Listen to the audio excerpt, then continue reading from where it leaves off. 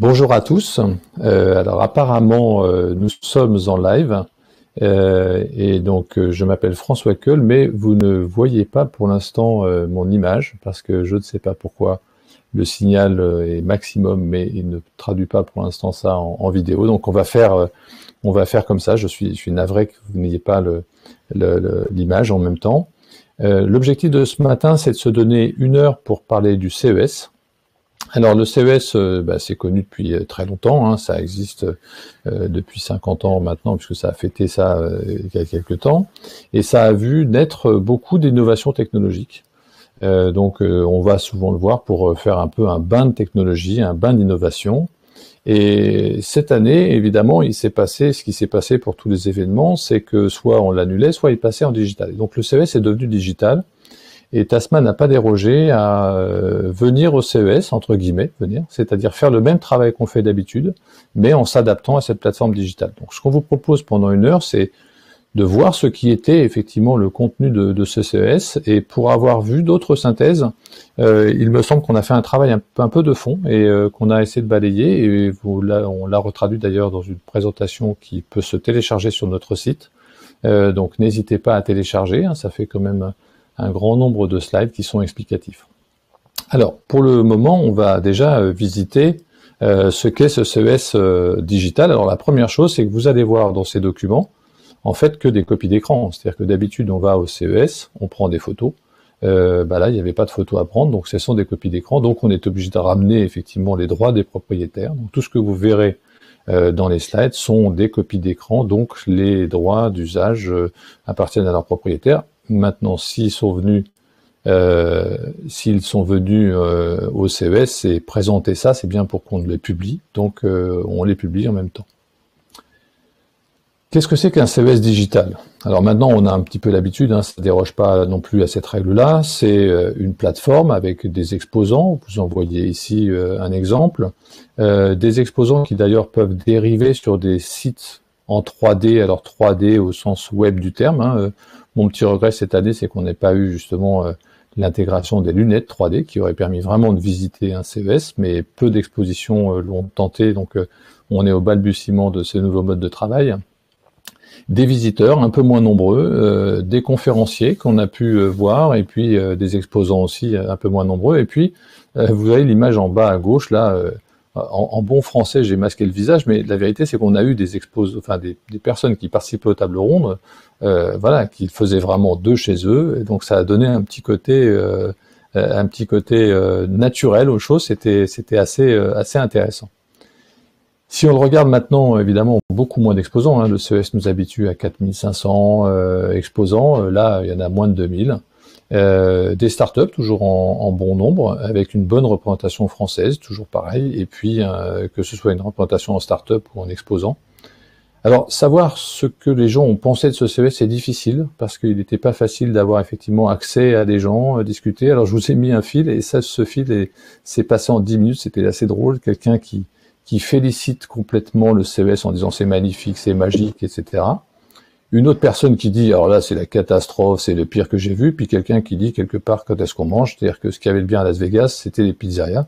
Bon, tout ça pour dire que ce que l'on ne sait pas vraiment, c'est comment a fonctionné ce CES, mais c'est un CES intermédiaire dans ce modèle-là. Je pense que le prochain devrait être beaucoup plus figital, c'est-à-dire mélanger le physique et le digital, et le prochain sera à Las Vegas, ça a déjà été annoncé pour ce type-là. Donc voilà, ça ferme la parenthèse du CES digital, mais ça va le coup de le faire. Alors on a quand même retenu un certain nombre de sujets. Ces sujets, c'est donc une vue de synthèse. On a identifié et qu'on suit tous les ans des technologies à potentiel, et puis certains sujets, après l'automobilité, la santé, la soutenabilité, les objets connectés, le futur du commerce, le futur du travail. Alors, en 1 heure, on va pas pouvoir balayer tout ça, c'est pour ça que je vous renvoie à notre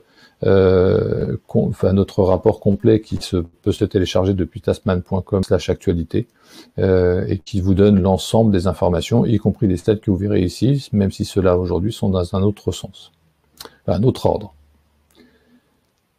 Alors on va commencer par une première introduction, parce que tous les ans on entend Gary Shapiro maintenant venir dire toute entreprise est une entreprise ou sera une entreprise technologique. Là, on a vu la chose se faire. C'est-à-dire qu'en 2020, celui qui n'était pas une entreprise technologique a été forcé de le devenir. Et cette technologie, elle est à l'intersection entre les personnes et l'entreprise. Elle est à vraiment, elle fait le lien entre tout le monde. Et on voit bien que cette année 2020 a été un marqueur extrêmement important par rapport à ce CES et a vraiment concrétisé les choses. Et d'ailleurs, en écoutant tout ce qui s'est dit, et on a été d'ailleurs témoin de ça au fil de l'eau, puisqu'on a vraiment suivi ça en décalé, en étant à la pointe de l'information qui était live, et ben on a tiré 4 idées majeures qui se sont vraiment montrées très clairement et qu'on va expliquer un petit peu. La première accélération, c'est quelque chose qui se mesure. Avant, on en parlait en disant ça accélère. Et l'accélération n'était pas une mesure. Depuis la pandémie, l'accélération est devenue une mesure. Deuxième chose, all at home. All at home, c'est vraiment quelque chose qui dit que hier on était dans l'entreprise, aujourd'hui on est chez soi, et de chez soi on doit être capable de tout faire. L'expression « votre nouveau quartier général, c'est votre maison » est à l'œuvre. Troisième chose, le new normal. On va revenir là-dessus, mais ce new normal qui est apparu d'ailleurs fin 2020 et pas au moment du CES, mais le CES en a fait la concrétisation, c'est de la chose de dire on s'oppose à la phrase qui dit on reviendra à ce qui s'est passé avant, on reviendra à la vie d'avant. La réponse est non. La prochaine étape, on va presque dire de l'humanité, excusez-moi, ça fait un petit peu lourd, mais c'est pas faux. C'est de définir quelque chose de nouveau sur la base de quelque chose qui vient de se passer, qui a quand même été violent et global. Et quatrième chose, c'est People First, et là je vous l'exprimerai parce que ça c'est vraiment apparu très clairement dans les exposés qui nous ont été faits. Alors reprenons ces points. L'accélération. L'accélération est une unité de mesure. Avant on disait tout s'accélère et tout va sans s'accélérer, mais on ne disait pas ce que ça voulait dire. Là, depuis la pandémie, on entend des choses. Alors vous avez des études qui sont sorties en disant qu'en moyenne, la pandémie a accéléré un certain nombre de phénomènes de l'ordre de 6 ans. Alors après, on va voir ce que veut dire cette accélération, mais si on regarde les slides qui ont été montrés au CES, ils ont montré effectivement que en télémédecine, en fait, vous avez fait 10 fois plus de volume en 15 jours, parce que ce qui avant était un peu de l'ordre de je verrai si j'y vais, ou bien j'ai pas confiance, etc., la téléconsultation, c'est devenu la norme. Et effectivement, les plateformes se sont remises en question extrêmement fort et on a multiplié par 10 les volumes. Dans le commerce, c'est 10 ans qui ont été gagnés en 8 semaines. C'est-à-dire que certains objectifs attendus sur des plateformes e-commerce, atteindre 40% du chiffre d'affaires, etc., c'était des choses qui étaient, on se disait, un jour peut-être. Tout d'un coup, ça devenait la norme. Et alors évidemment, tout ce qui était streaming vidéo, on a bien vu Disney arriver et prendre 50 millions d'abonnés là où il a fallu 7 ans pour Netflix, Disney l'a fait en 5 mois. Donc on voit bien que toutes ces accélérations en fait se mesurent. Et d'ailleurs, Satya Nadella lui-même a expliqué qu'on a vu 2 ans de gagner dans la transformation digitale des entreprises, et ça en 2 mois. C'est par exemple, on voit bien, le télétravail, tous ces éléments-là n'étaient pas du tout dans la culture. Et donc, le premier message, l'accélération se mesure, là où effectivement, nous, en tant que managers, n'avions pas toujours l'habitude de mettre une mesure en phase d'accélération. Deuxième point, c'est le all at home. Alors le all at home, il a une caractéristique, c'est qu'on voit arriver sur le territoire professionnel des gens qui étaient des vendeurs plutôt habitués à l'électroménager. On parlait d'électroménager. Ça veut bien dire ménager, etc. Non, l'électroménager, c'est pas ça. Vous avez LG qui est venu parler de working, learning, etc. C'est-à-dire que c'est comment on travaille, comment on fait du commerce, comment on fait aussi des loisirs, mais comment on apprend. Et cet écran de télévision qui avant était juste une fenêtre sur quelque chose qui vous passait soit du flux, soit du stock, est devenu effectivement le centre névralgique de ce all at home. Et plus loin encore, on voit bien que cette expérience retail qui était un peu, qui était déjà dans les cartons très clairement, est devenue elle aussi quelque chose qui est complètement chez soi. Et vous voyez par exemple un Perfect Corp qui vous dit je peux vous donner des services de beauté en réalité augmentée avec de l'intelligence artificielle directement sur WeChat ou autre, etc. C'est devenu aujourd'hui quelque chose qui devient concret puisqu'on ne pouvait plus accéder au magasin. Envar, lui, qui permettait de bien définir le contour de chacun pour avoir la vraie mesure et recevoir les bons vêtements, évidemment, limiter le nombre de retours, c'était essentiel, puisque qui dit nombre d'envois multiplie le nombre de retours, c'était essentiel d'être efficace sur ce point-là. Donc, on a ce all at home, et il faut s'attendre d'ailleurs que l'innovation qui va se faire, et le CES 2022 sera très probablement porteur d'innovation, c'est que c'est devenu vraiment un axe d'innovation. C'est qu'est-ce que je fais pour innover, pour que la personne de chez elle puisse faire encore plus que ce qu'elle faisait avant. Le troisième message, effectivement, c'est ce new normal. Alors, le new normal, c'est le fait de se dire, alors attendez, par contre, je regarde, parce que je vérifie. Non, c'est ça. L'accélération, le all at home et le new normal. Alors, le new normal, c'est quelque chose qui dit la chose suivante. Si on avait juste fait pendant 2 mois un confinement, une pandémie, et que on se serait après dit, bah ça y est, c'est fini, on passe à autre chose, là, on serait revenu en arrière. Là, c'est pas, on va pas revenir en arrière parce que ce qui a été mis en place, effectivement, a été mis en place de manière forte, en impliquant tout le monde, et ça a créé, et on le sait, hein, je vais pas vous faire cette expérience-là parce que vous le savez tous, ça a créé des nouvelles visions de ce que l'on allait faire pour acheter, travailler, apprendre, etc. Donc le grand message du New Normal, c'est que ce qui a été mis en place va être pérennisé. Ce qui était avant une commodité va devenir une nécessité. Avant, je fais du retail sur le web parce que je trouve ça intéressant, je trouve ça simple, je trouve ça ludique, ou bien c'est à un moment où le magasin est fermé. Là, c'est devenu une nécessité. Et donc, la grande question qui va se poser, c'est quoi le curseur, en fait? Parce que les grandes entreprises ont pu faire cette mutation assez forte et les petites entreprises, elles, ont subi cette mutation parce qu'elles ont dû courir très très vite. On connaît tous autour de nous des PME qui n'avaient pas encore la visio, qui n'avaient pas encore des boîtes aux lettres en SaaS, donc qui géraient ça de manière, je dirais, un petit peu artisanale ou en difficulté. Elles ont dû faire un pas énorme et donc du coup la question c'est jusqu'où elles vont faire ce pas-là. Et ce travail, il est fait dans toutes les entreprises. Quand vous entendez des gens qui sont, comme par exemple Lisa Valentino de chez Disney, elle dit bien qu'ils ont passé un cap. Par contre, ça reste à faire en matière d'opérationnalité. Parce que les nouveaux comportements, effectivement, ils sont pas encore complètement établis, il va falloir s'adapter. Donc c'est ça qu'on appelle le New Normal, et logiquement, vous en avez tous entendu parler, parce que je trouve que c'est une notion qui, effectivement, se déploie au fil de l'eau.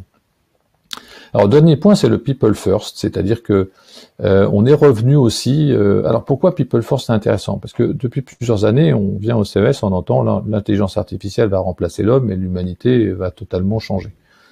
Oui, sauf que en 2020, c'est l'homme qui a commencé à guider les réflexions. C'est-à-dire qu'on n'a plus forcément regardé en bas à droite quelle était la rentabilité, le bénéfice, ou dans les pays quels étaient le niveau de la dette, etc. On a regardé l'humain et on s'est dit là, l'humain est fortement touché. Donc ce côté people first, il est vraiment à l'origine de beaucoup de réflexions. Alors, quand je présente ce point-là, et nous sommes dans un environnement où je ne peux pas voir vos réactions, mais j'en imagine certains qui disent « Ouais, mais faut pas être angélique, hein, people first, c'est parce que il fallait faire tourner les machines, etc. » La réponse est oui, probablement, et ne soyons pas angéliques. Néanmoins, people first a compté, et si vous regardez bien, dans tous les pays, et comme évidemment le CES est très très américain, on va le dire comme ça, quand même, il y a eu des phénomènes humains aux États-Unis l'année dernière, qui ont quand même amené des entreprises à venir parler au CES de leur capacité à intégrer les minorités, de leur capacité vraiment à faire de l'intégration un élément clé et à profiter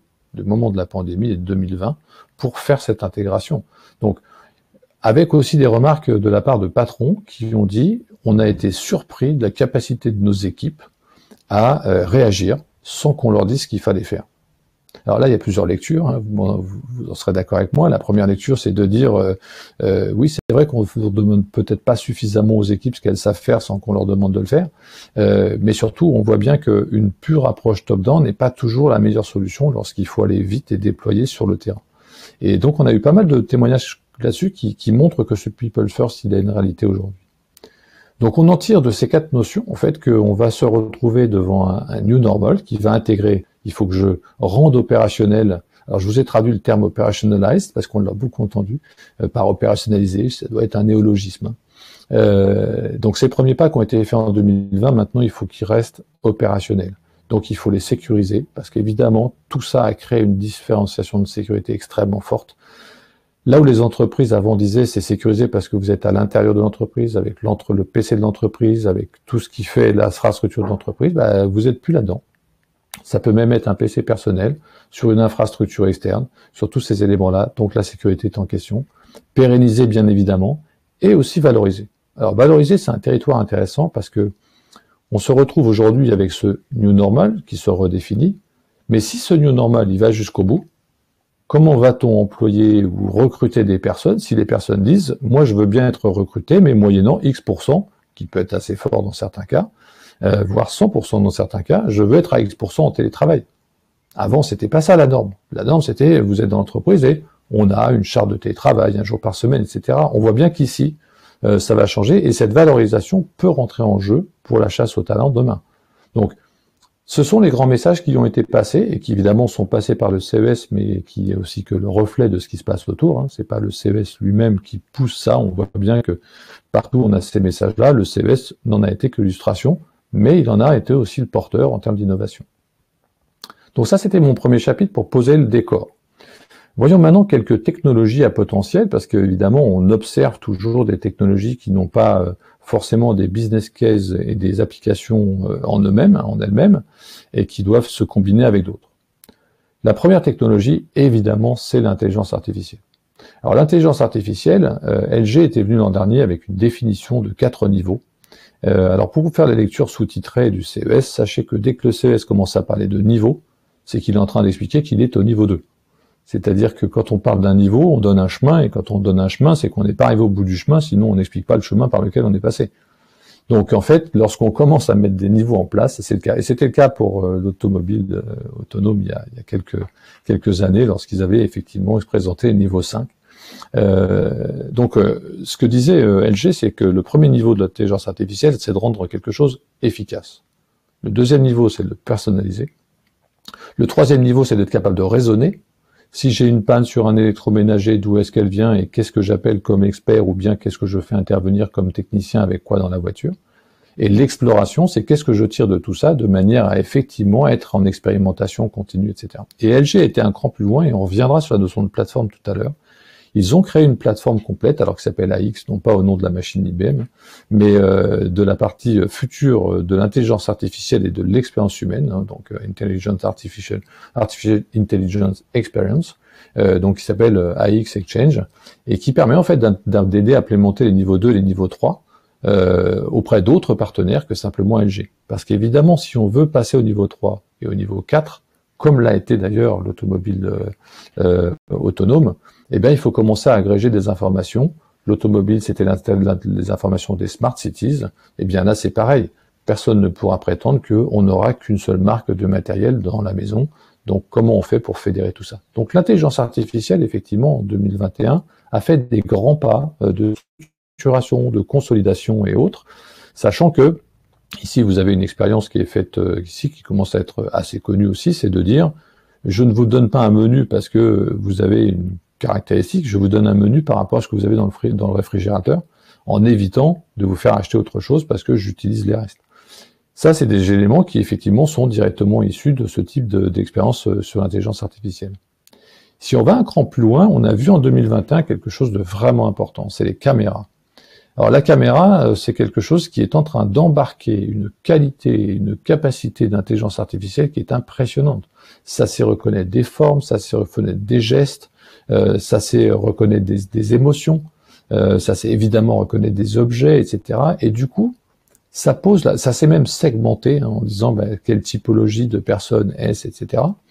Et en fait, ça pose la question du edge computing. Le edge computing, si vous en avez entendu parler, en fait, c'est les technologies qui tournent à côté, edge, hein, ou à la frontière d'eux, à côté de l'Internet. C'est-à-dire l'ambition qui consisterait à dire tout va passer par le cloud, on sait bien qu'elle est complexe. Elle est complexe pour plusieurs raisons. La taille du tuyau, la capacité de réaction de la part du cloud, la dépendance au réseau, si le réseau marche pas, je fais quoi? Mais aussi elle est complexe en matière de sécurisation de données, qui fait que je ne suis pas sûr de savoir faire du RGPD complètement avec un full cloud à une échelle extrêmement forte. Donc le edge computing, on le reverra d'ailleurs dans la santé, est un élément très intéressant pour comprendre que on est aujourd'hui devant un système d'information et des informations et des technologies qui se posent sans arrêt la question, qu'est-ce que je mets en centrale, qu'est-ce que je mets en local? Alors, si vous décryptez ça à l'échelle de l'informatique, c'est pas la première fois qu'on fait une bascule entre je fais un mainframe, ensuite je mets un PC, ensuite je mets des serveurs, etc. C'est quand même un mouvement continu. Mais en tout cas, c'est un mouvement qui complète la réflexion de tout dans le cloud. La réponse est certainement pas. La 5G. La 5G, évidemment, on en parle beaucoup. Ça fait 3-4 ans que le CES en parle, et en disant, oh là là, vous allez voir ce qui va arriver, ça c'est des nouveaux services, il va falloir penser autrement. Parce que l'ambition de la 5G, c'est de dire, si je fais 10 fois plus de vitesse, qui est à peu près le cas de la 5G, donc j'arrive à un volume qui me permet de ce que je faisais avant en 10 heures, je peux le faire en 1 heure, ou ce que je faisais en 1 heure, je le fais en quelques minutes. La question de fond, c'est pas d'aller plus vite pour faire la même chose qu'hier, c'est de faire des nouvelles choses grâce au fait d'aller plus vite. Et du coup, on voit bien que la 5G, de ce point de vue-là, elle va créer des nouveaux services, et on attend souvent de se dire, mais c'est quoi ces nouveaux services? Et donc, voyons ce que c'est. Mais avant ça, je vais revenir sur le edge computing dont je vous ai parlé juste avant. Verizon, qui est ici, vient annoncer sa 5G, son déploiement, en disant, bon, vous voyez, ça se déploie tranquillement, etc. Et annonce en même temps le Mobile Edge Computing. C'est-à-dire, c'est pas parce qu'on a de la 5G qui va être très rapide ou qui va pouvoir faire transiter un grand nombre de données que l'on va tout mettre en centrale. Au contraire. En fait, on va être capable de mieux déployer et d'être au plus près de la création de la donnée. Rappelons que le edge computing, c'est tout ce que vous faites en calcul et en gestion de données au plus près de la production de données pour prendre une décision, etc. D'où le fait que la 5G s'accompagne d'un certain nombre de protocoles comme le CV2X, Cellular to Vehicle to Everything, qui vous permet de connecter l'ensemble des objets connectables qui sont sur la route et dans la Smart City, donc dans la ville, de manière à avoir un service. Et donc pour ça, je ne peux pas systématiquement revenir sur un cloud qui serait centralisé. Donc on voit bien que la 5G ici, qui s'accompagne de messages du type ça va aller 10 fois plus vite, n'est pas accompagnée du message seul et tout va se faire par le réseau. Elle est aussi accompagnée du fait de il va falloir étager notre consommation de 5G. Et du coup, on a vu quand même des vrais use cases. Alors, vrais use cases, vous en jugerez. Et on en a retenu 3. Le premier, c'est cette ubiquité. L'ubiquité, c'est que vous êtes quelque part et vous êtes ailleurs en même temps. Alors, on le connaît maintenant en vidéoconférence dans le télétravail, hein, très clairement. C'est que je suis vraiment capable d'être à 2 endroits différents. Et étant à 2 endroits différents, par exemple, vous avez aujourd'hui 28 stades de la Ligue de football qui se sont aujourd'hui équipés en 5G, c'est-à-dire que quand vous regardez le match, si vous avez envie d'être assis au milieu du terrain et de voir le match en étant assis au milieu du terrain, vous pouvez. Alors là, évidemment, au niveau expérientiel, on est évidemment dans l'ubiquité, je suis à la fois chez moi et à la fois au milieu du terrain, mais je suis aussi dans l'immersion. C'est-à-dire que je suis capable, grâce à ça, de recréer un match, quel qu'il soit, en 3D, et d'y être, alors pas un participant, hein, pas dans un match évidemment, dans un jeu ça serait le cas, mais pas dans un match, et d'y être effectivement complètement immergé.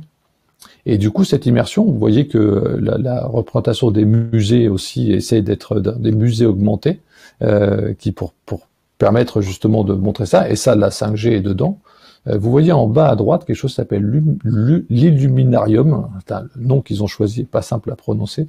Donc c'est un musée dans lequel vous allez, et alors c'est un musée ou une visite, et vous êtes complètement immergé dans quelque chose d'autre. Alors on avait déjà ça avec les bulles, avec etc., mais c'était des films préparés. Là, on est vraiment potentiellement dans le fait d'être en même temps au milieu de la savane, dans une réserve, et d'être capable de la voir. L'immersion s'est vue aussi au niveau de la musique, et puis évidemment là où on attend la 5G, on dit que la 5G va surtout se déployer d'ailleurs par les besoins des entreprises dans un premier temps, pas forcément par les besoins des utilisateurs qui, à part télécharger plus rapidement, et on a déjà des très très bonnes vitesses, seront pas forcément demandeurs, sauf les jeux, etc. Par contre, la mobilité, qui évidemment est un B2B2C, c'est-à-dire que si je suis mobile, c'est pour livrer quelqu'un, c'est pour donner de l'information sur le trafic, etc. Là, la 5G est très très fortement attendue. Là, vous voyez un camion UPS qui effectivement est muni d'un drone, le camion s'arrête à côté, qui est évidemment autonome, et grâce au drone, il va directement livrer sur le palier de la porte. Donc on a vu quelques expériences de la 5G.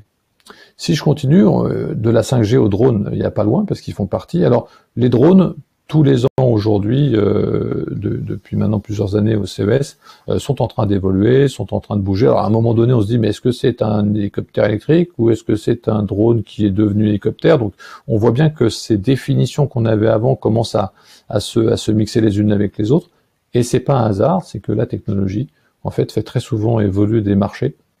qui sont les marchés d'à côté et pas forcément simplement son marché. Donc là, vous avez une image d'un drone volant, hein, donc une espèce de moto monopersonnel, si on la regarde bien, sauf que à chaque fois, dans les drones, c'est associé à un concept complet de revisite de l'accès aux villes. Vous voyez, par exemple, les drones aujourd'hui sont attendus pour accéder aux tours, parce que finalement, si vous faites du tour à tour, surtout aux États-Unis, où les tours, il y en a beaucoup, à Paris, ce serait surtout la Défense, vous gagnez du temps. Et directement, et vous évitez la circulation, et vous êtes directement dedans. Donc on voit que la pensée drone, en fait, s'accompagne d'un business model un peu complet. Si on continue les robots, alors les robots c'est très intéressant parce que d'abord il va se passer encore des choses dans les robots, c'est sûr, mais on a vu les robots avancer très très vite, de manière à être des réponses à la pandémie. C'est-à-dire que le robot est un des marchés qui a rapidement intégré sa capacité à rendre des services. Comme dans toute zone à risque, envoyer un robot, c'est cher peut-être au niveau financier, par contre ça préserve une vie humaine. Et donc du coup vous avez des robots ici qui se sont mis sur toute la partie nettoyage sanitaire au travers de la pandémie. Et donc on a vu que le Covid-19 a été vraiment un axe d'innovation extrêmement fort pour les robots. Un deuxième point sur les robots, c'est que les robots, pour qu'ils fonctionnent, il faut qu'ils rendent des services. Il faut qu'à un moment donné, on se dise, j'ai besoin de ce robot. Et on a vu plusieurs expérimentations, y compris dans des hôtels, etc., qui sont revenus en arrière, parce que, in fine, ça ne remplace pas forcément la relation humaine. C'est pas forcément là où c'est attendu. Par contre, si ça peut dégager certaines tâches qui sont pas intéressantes et qui sont pas à forte valeur ajoutée, comme on dit dans les entreprises, pour les hommes, alors ça a sa place. Et là, vous voyez un robot très intéressant qui est Andy, robot qui a été présenté par Samsung. Et ce robot service, en fait, il a un énorme avantage, c'est qu'en fait, il est capable de faire des tâches qui sont vraiment des tâches du quotidien. Et là, vous le voyez, par exemple, ranger un lave-vaisselle. Et l'arrangement d'un lave-vaisselle, c'est quelque chose qui nécessite de reconnaître dans un évier de lave-vaisselle, puis ensuite la stocker dans un lave-vaisselle en reconnaissant ce qui a déjà été mis dans le lave-vaisselle. Et ce qui est très intéressant ici, c'est qu'on voit apparaître, et d'ailleurs j'ai vu récemment des pubs à la télévision qui en font, ça y est, l'éloge, c'est qu'en fait le robot est doté de LIDAR. Alors le LIDAR, c'est une technologie extrêmement intéressante parce que le LIDAR vous permet de reconnaître une forme, comme vous la voyez là à l'écran, et en fait envoie beaucoup moins d'informations à manager que ne le ferait une image. Et on a plusieurs dans les caméras comme ça de reconnaissance, en fait, besoin du bon niveau d'information et pas de toutes les informations pour les décrypter. Ça, c'est trop long et trop cher. Et donc, on voit bien que Samsung, ici, dans cette partie LIDAR, les a mis dans ses aspirateurs, est en train de les mettre dans ses robots, etc. Donc, la robotisation est intéressante pour le fait qu'elle rend des services et qu'elle intègre aujourd'hui des nouvelles technologies. De même, on les a vus arriver, évidemment, dans le retail. Parce que quoi de mieux si vous êtes dans un magasin qu'un robot qui va directement aller chercher dans un magasin. Alors si vous allez me dire, si le robot ne fait que mettre dans un rayon et ensuite aller le chercher pour un client, ça veut dire que c'est un entrepôt. Donc effectivement, ça n'aura pas d'intérêt. Par contre, si vous mixez les deux et que vous vous dites, par exemple, je peux faire de l'achat la nuit et que le robot va constituer un panier pour vous la nuit, ça peut se jouer. Si vous dites, j'ai un certain nombre de choses à faire pour que mes rayons soient toujours bien asservis, c'est de faire le contrôle de stock sur chacun des rayons, le robot a sa place. Et comme ici, vous avez aussi toute la partie distribution. Au moment où on était en pleine pandémie, évidemment, ça prend tout son sens. Donc voilà, donc un robot service qui avance et qui effectivement met vraiment à disposition des vrais services. Maintenant, tout reste à faire devant. Alors sur les cryptos, on a suivi un petit peu ce débat crypto au CES 2021 qui était un petit peu moins fourni que les autres années, sur lequel il y avait un forum complètement dédié. On a retenu une banque qui est intéressante parce que en fait cette banque, elle est complètement spécialisée en cryptoactifs. Et donc, elle propose des garanties, justement, et des conformités avec la banque traditionnelle. Alors évidemment, ça peut pas être partout, hein, donc ça s'est fait dans un État américain qui le permet, le Wyoming. Mais par contre, on voit bien qu'on est en train de franchir des étapes dans la crypto, qui sont notamment l'étape d'avoir une banque qui vous permet évidemment d'aller sur un endroit, avoir des guichets, online ou pas, et de manière à mettre de l'argent, le retirer, etc. Donc faire ce lien, en fait, faire ce pont entre le monde de la crypto et le monde réel. Donc on voit bien ces avancées qui sont extrêmement importantes là-dessus. J'espère que ça vous convient, mais n'ayant pas le retour, je vais continuer sur le même rythme, sauf si vous m'envoyez un message pour me dire d'aller moins vite, plus vite, ou de centrer sur autre chose. Alors tout ça, c'est quoi la conclusion? La conclusion, en fait, c'est que toutes ces technologies, une par une, sont intéressantes, mais alors là où ça prend son sens, c'est dans le mix. Et le mix, c'est le fait de se dire, lorsqu'on voit, là on a pris Bloom Global, qui est une société de gestion transparente de bout en bout de la chaîne d'approvisionnement. En fait, c'est pas une techno qu'ils utilisent. Ils utilisent l'ensemble des technos. Il va y avoir de la 5G, il va y avoir de la blockchain, il va y avoir des objets connectés, il va y avoir de la partie intelligence artificielle. Tout ça au service, effectivement, d'une valeur ajoutée qui est apportée à l'utilisateur. On sait bien la chaîne du froid, c'est la même chose, et on voit effectivement des plateformes sortir qui sont complètement intégratrices de ça. Donc, ce qu'il faut retenir de ces technologies, c'est que elles avancent toutes, chacun dans leur coin, mais par contre, à chaque fois, c'est le mix qui va en donner la valeur. Il n'y a pas une valeur dans la 5G, une valeur dans l'IoT seulement, c'est quand on va les mixer qu'on va créer évidemment un cas d'usage qui sera un cas d'usage à forte valeur ajoutée. Autre point qui est toujours intéressant au CES, ce sont les interfaces. Les interfaces évoluent d'année en année. L'année dernière, vous aviez une interface qui était sortie qui s'appelait l'humain artificiel, vue par Samsung, enfin Néon d'une société de Samsung, qui était un humain à taille réelle, qui était sur un écran, qui bougeait de manière très naturelle, qui était capable de faire des mouvements, d'avoir des mimiques, etc. Alors cette année, c'est autre chose. C'est l'avatar virtuel. C'est-à-dire que LG est venue avec un influenceur virtuel, elle s'appelle Reakin, elle est songwriter, donc compositrice de chansons, elle a son site Instagram. Vous voyez, au début de l'année, elle avait 6300 abonnés, aujourd'hui elle en a 8900, alors c'est pas non plus la grande révolution, mais ce sont 9000 personnes qui suivent la vie de cet avatar, et toutes les photos que vous voyez là, ce sont des photos, alors mixées, reproduites, etc., d'un avatar, c'est pas une personne réelle. Ça pose la question effectivement de l'interface, et lorsque vous le reliez, c'est pour ça que j'ai retenu le sujet suivant, au chatbot, et ici vous voyez Qualys qui est une société française, vous voyez toutes les capacités qu'on est en train d'être capable de mettre derrière une interface comme celle-là, et être capable d'aller de plus en plus dans du langage, mais aussi dans de la référence culturelle, dans du vocabulaire, dans de la grammaire, même dans l'humour, grâce à l'intelligence artificielle, et puis dans les savoir-faire spéciaux. Et donc on se retrouve ici avec des plateformes conversationnelles qui, si on les relie avec l'interface juste avant, on se retrouve devant un ensemble assez complet qui peut donner des choses assez impressionnantes. Alors, qui, si on les pousse un peu trop loin sur l'éthique humaine, peuvent se dire là encore, oui, mais l'humain c'est quand? Donc faut garder la raison là-dessus, mais en tout cas, ce sont des vraies avancées. Et le dernier point sur ce panel de technologies, ce sont les lunettes. On a le retour des lunettes. Alors vous voyez tout de suite une miniaturisation absolument impressionnante et bluffante. Et c'est intéressant parce que l'année dernière, Panasonic était venu avec une plateforme pour lunettes. Et sa plateforme pour lunettes, en fait, était là pour dire, vous pouvez demain décliner sur cette plateforme. Et on voit que l'année d'après, tout n'est pas évidemment décliné sur Panasonic, mais en tout cas, l'année d'après est capable de s'adapter et de créer des nouvelles lunettes, et on commence à avoir des services qui sont très impressionnants, et on a plus l'effet un peu Google Glass avec l'effet voyant. Là, vous savez pas que c'est des lunettes connectées, que c'est des lunettes qui font autant de services.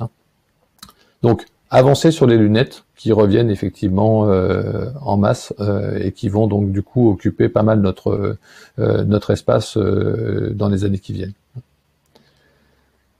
Passons alors, le temps est en cours, je vous ai dit que je ferai un petit picking, et donc je choisirai quelques sujets, donc je vais passer par la santé, puis après on parlera plateforme, parce que le plateforme c'est vraiment quelque chose d'important. Alors dans la santé, ce qui s'est évidemment posé, c'est cette accélération de la télémédecine. Alors la France a été un des pays qui rapidement, ça fait 2 ans maintenant, a permis à ce que la télémédecine soit remboursée, parce que nous on a un système de santé au même niveau que d'autres actes médicaux, là où d'autres pays voient la télémédecine plutôt comme quelque chose qui va être moins cher et plus efficace, etc. Par contre, du coup, évidemment, l'année dernière, 2020, ça a été cet accélérateur et cette explosion des plateformes de santé. Et donc, on voit bien qu'ici, on relie, et là on vous a pris une plateforme parmi d'autres, mais on relie la notion de diagnostic de manière à être capable non seulement d'avoir de la data, mais de faire un diagnostic et après de faire de la préconisation de traitement. Donc la plateforme est en plus une aide à cette notion de télémédecine. Et donc après, que ce soit via un médecin ou en direct avec l'utilisateur, on se retrouve effectivement avec des services complets. La médecine en général laisse quand même une place aux médecins, et ça on l'a vu l'année dernière au CES 2021, pour faire partie évidemment soit des prescripteurs, soit des acteurs. Si on continue ici, évidemment, qui dit télémédecine, qui dit médecine de chez soi, dit qu'on ne peut pas être que dans le verbal. J'ai mal là, etc. Et il faut que le médecin ait ces fameuses constantes, il faut qu'il ait ces fameuses informations qui permettent de savoir à quel niveau de santé se trouve la personne. Et MedWorld était déjà un outil qui avait été mis en avant en 2021, mais qui, enfin en 2020 et en 2021 évidemment est devenu lui aussi un point important. C'est que c'est un outil qui embarque un nombre de diagnostics assez impressionnant et qui est capable évidemment de se retrouver comme étant la main à distance du médecin avec lequel vous êtes en télémédecine. Et on voit que ce type d'outils, qui maintenant sont d'une taille réduite, vont être l'accompagnant de ce médecin, parce qu'on voit bien que stéthoscope, rythme cardiaque, caméra 4G, si vous voulez contrôler la gorge, l'oreille, la pression sanguine, etc. Enfin, on a tout, c'est livré dans une petite mallette et vous avez chez vous une officine médicale. Ça traite évidemment aussi beaucoup du désert médical que l'on connaît dans certaines régions. Évidemment, qui dit médecine dit data, alors qui dit data dit RGPD, comme ça j'ai fait le travail tout de suite, mais indépendamment de cette notion de RGPD, on voit qu'aujourd'hui la data, elle est à plein d'endroits et que elle doit être évidemment acquise et consolidée à un endroit de manière à en tirer de l'information en matière d'intelligence artificielle notamment, mais surtout elle commence à adresser toutes les parties prenantes de cet écosystème de la santé. Les fournisseurs, ceux qui créent les médicaments, ceux qui évidemment gèrent la santé, ceux qui gèrent le bien-être, les assurances, les pharmaciens. Donc on voit que cette donnée aujourd'hui va être utilisée à bien des endroits. Et on voit par exemple une société comme Validic qui a créé son business model autour de ces données de santé. Donc l'objectif pour elle est évidemment de collecter, de modéliser et puis ensuite de créer des services autour de ça. Mais on voit bien qu'au cœur du système digital de la santé se trouve la data. Alors on le dit partout, la data c'est le fuel du business de demain, mais dans la santé c'est juste évidemment un point essentiel. Si on en revient à cette notion de people first, effectivement, là on se retrouve avec la notion de temps réel.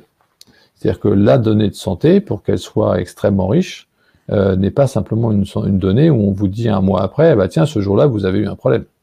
Évidemment, ce qu'il faut, c'est réussir à monitorer en temps réel les données et effectivement à les utiliser. Et alors, ça fait bien des années maintenant qu'on voit effectivement ce mieux dormir, mais il est toujours présent et il continue à être de plus en plus fin, avec l'apnée du sommeil et tous ces éléments de thérapie de sommeil.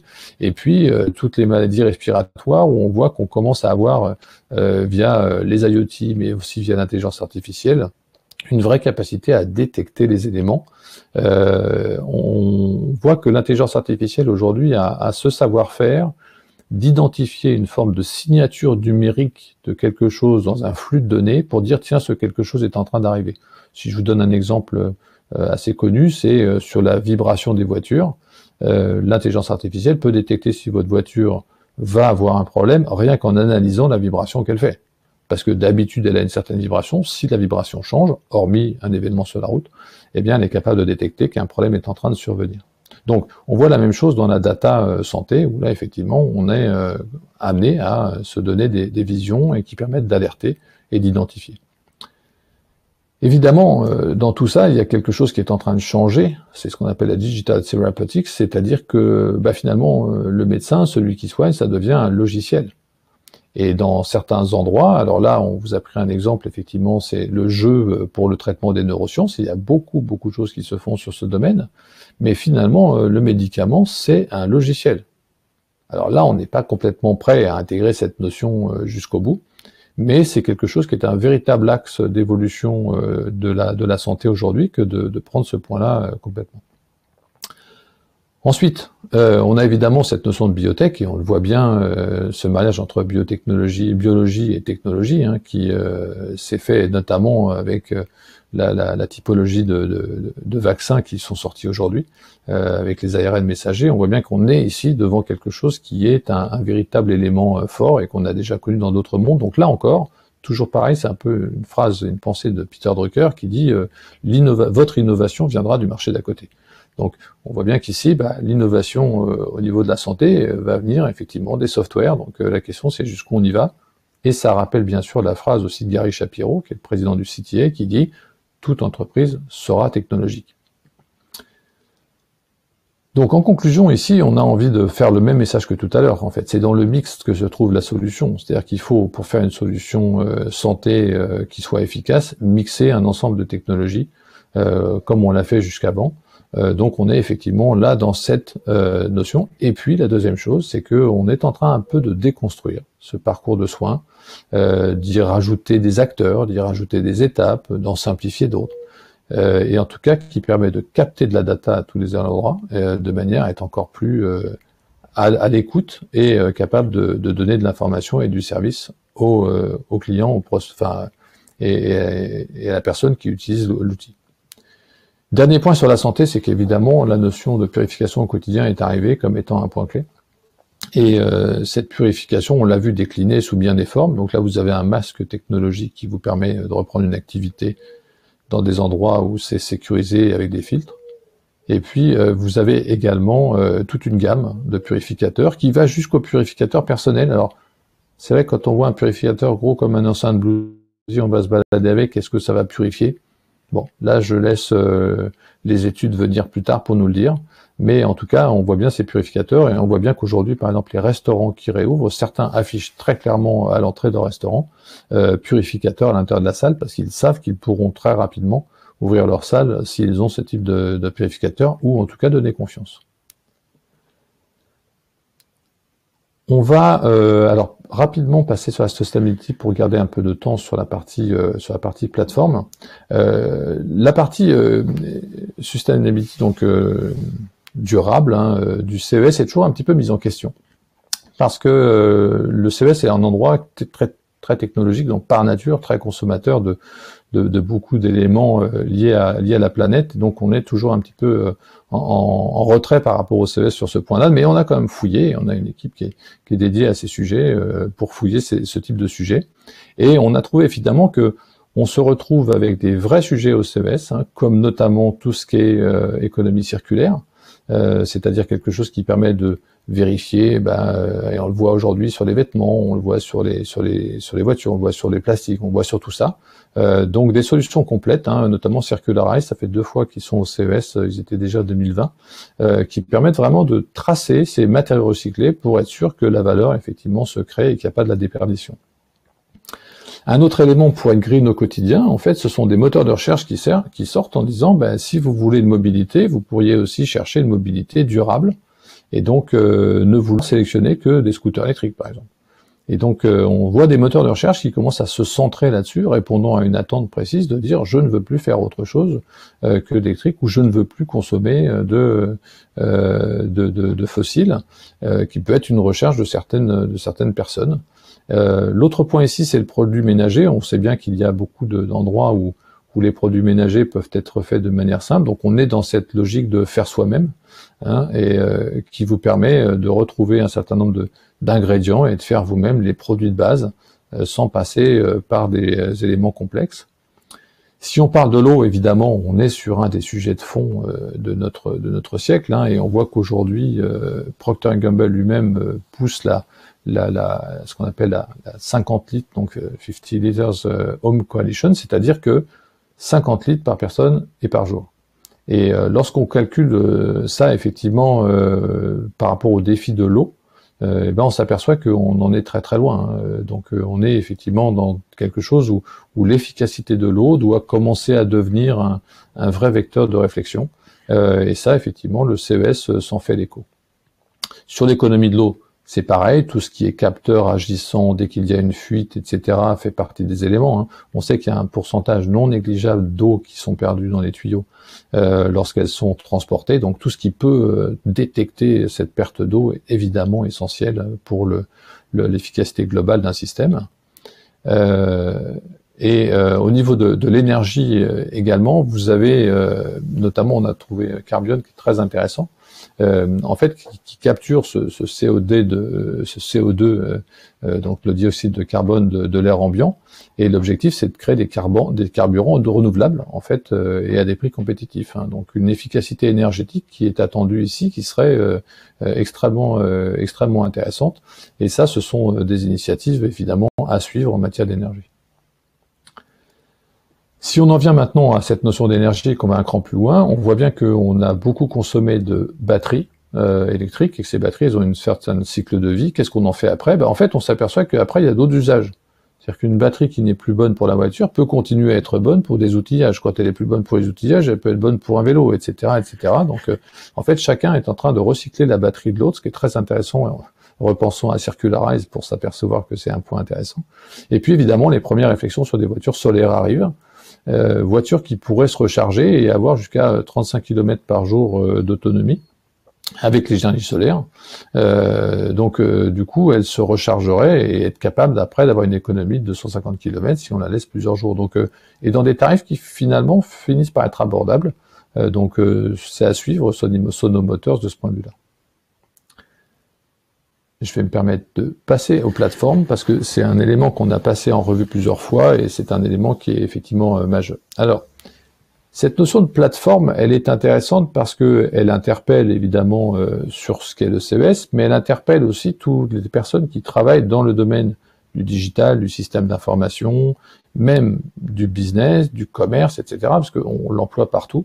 Et le CES est un environnement et un endroit dans lequel on comprend ce qu'est une plateforme parce que physiquement, on va l'avoir représentée. Exemple de ça, c'est ce qu'on vient de voir sur la voiture électrique ici autonome, sur les bus électriques. Tous ces éléments-là aujourd'hui sont possibles parce qu'il y a eu des plateformes qui ont été faites, qui sont les fameuses plateformes 48 volts en matière d'électrique et autres. Et on a cette année General Motors qui est venu et qui a expliqué qu'ils étaient dans leur point d'inflexion.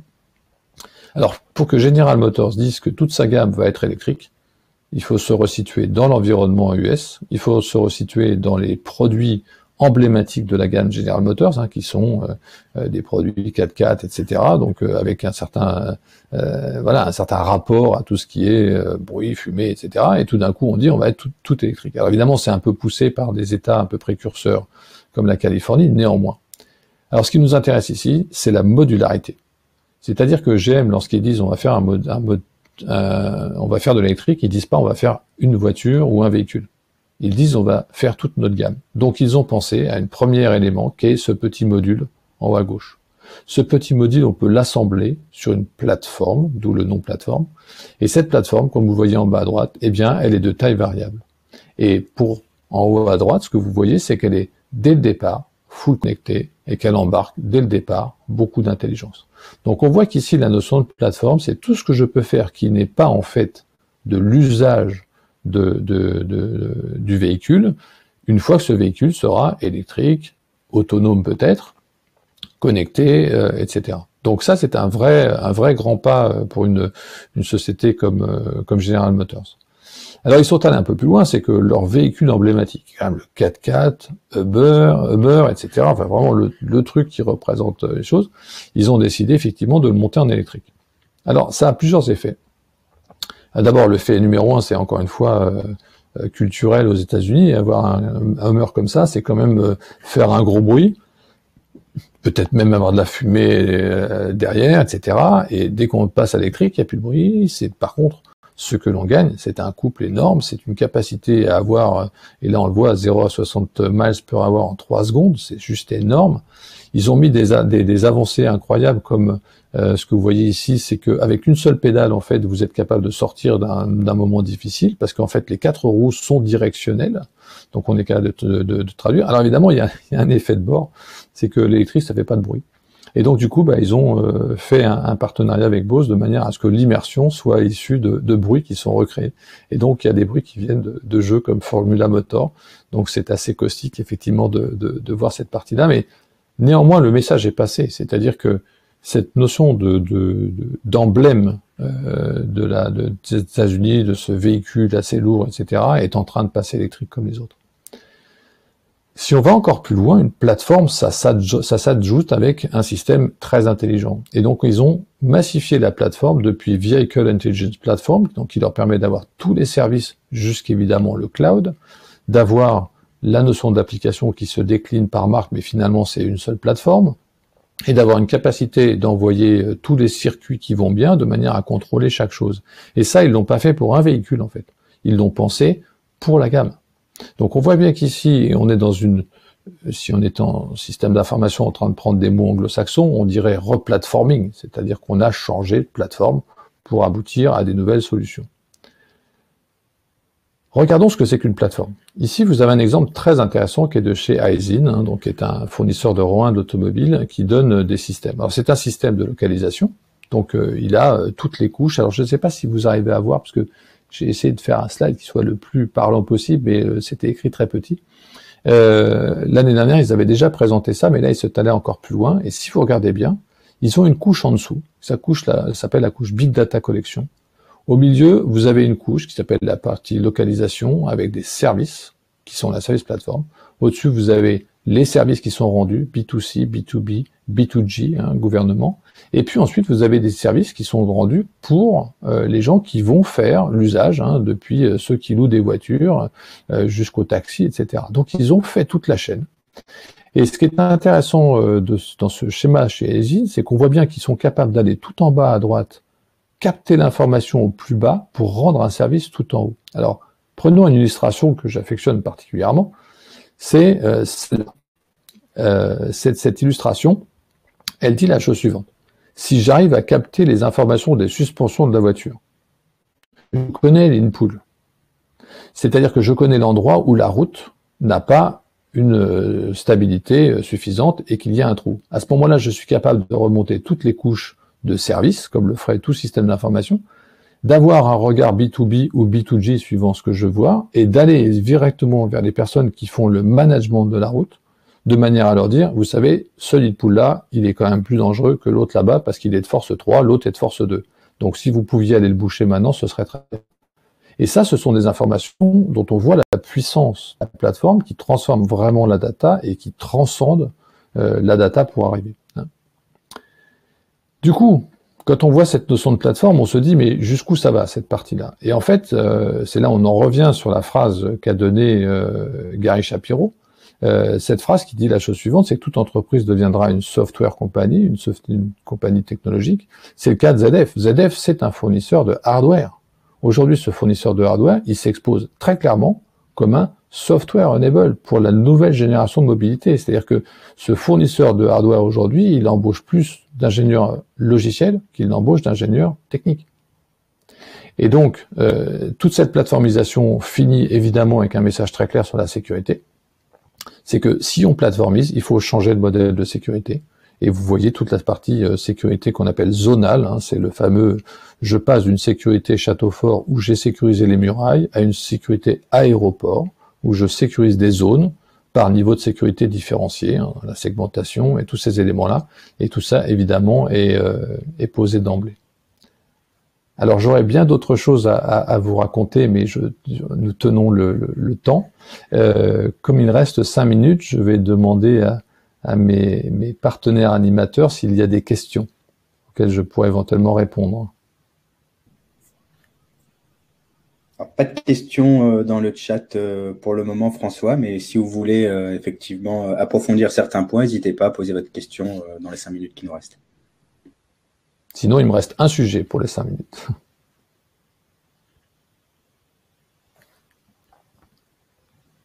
Bien, ce que je vous propose, si quelqu'un veut m'interrompre, qu'il n'hésite pas. Je vais juste finir à ce moment-là sur tout ça. Alors, pourquoi la plateforme est intéressante? Parce que, vous voyez, ici, elle est capable ensuite, comme on l'a vu tout à l'heure sur le VIP, etc., de créer des modules. Là, vous avez carrément un module cockpit qui est fait ici par Mercedes. Donc, toutes les voitures demain seront avec leur cockpit qui sera directement... Et vous voyez comment on présente un cockpit aujourd'hui. C'est 3 écrans, ok, mais c'est pas grave. C'est tout l'écosystème qu'il y a derrière. Et en fait, tout ça doit nous permettre d'avoir une nouvelle vision d'un certain nombre de points, et notamment, et je vais prendre cela ici, Notamment l'automatisation de processus clés. Alors, évidemment, on va penser au processus financier, etc. Là, je vais prendre un processus parce que le CES nous a montré ça et quand même c'était assez impressionnant. C'est un processus dans les mines. Et aujourd'hui, vous voyez, dans certaines mines, on est capable d'avoir des engins.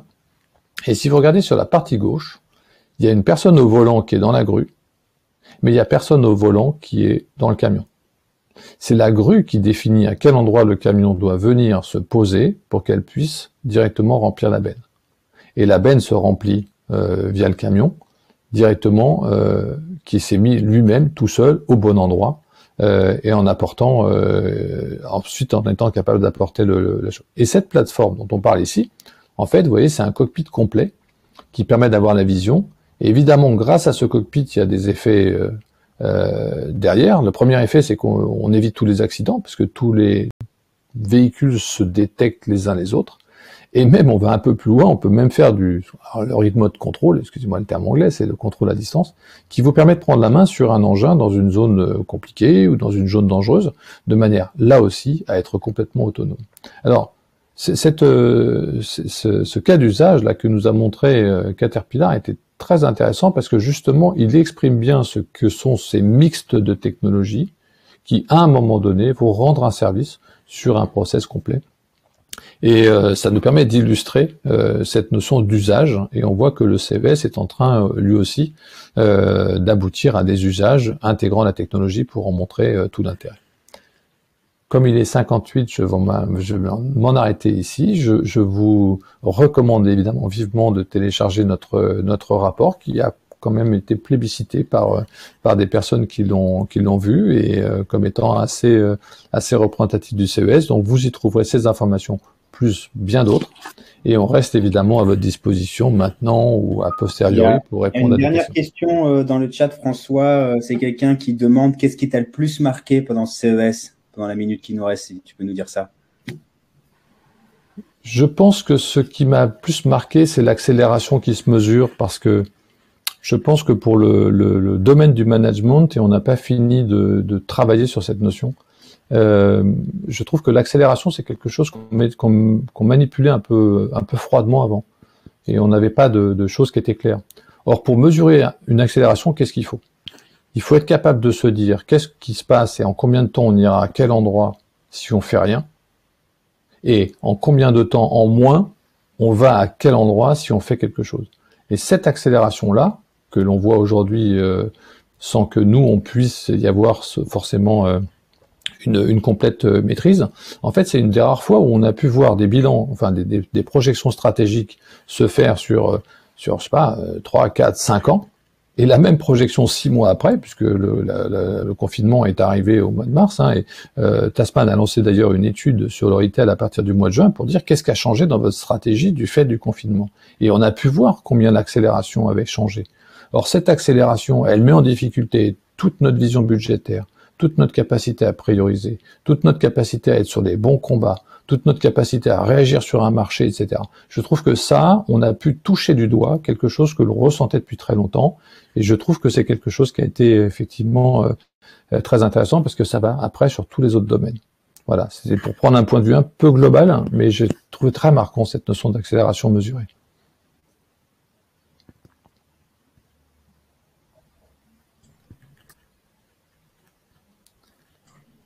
Bien, écoutez, en tout cas, merci de cette question, et j'espère, en tout cas, j'y ai répondu avec ce que j'avais noté. J'espère que ce séminaire webinaire vous aura intéressé, et j'espère qu'on aura l'occasion d'en faire en physique, de manière à profiter de se voir et de se rencontrer et d'échanger, parce qu'il manque un peu les petits fours. Donc, promis, dès que c'est possible, on en refait. Merci à ceux qui ont préparé tout ça, hein, Pierre, Lina, merci beaucoup. Et du coup, je vous rends l'antenne, ou je rends l'antenne tout court. Je vous laisse voir. On va s'arrêter là. Donc, merci à tous d'être venus. On vous enverra donc un petit message post-webinaire avec le replay de l'événement et puis le lien notamment vers la synthèse que vous pouvez retrouver sur notre site internet. Le lien est dans le chat si vous voulez. Et merci François pour cette présentation. Merci à tous. Au revoir.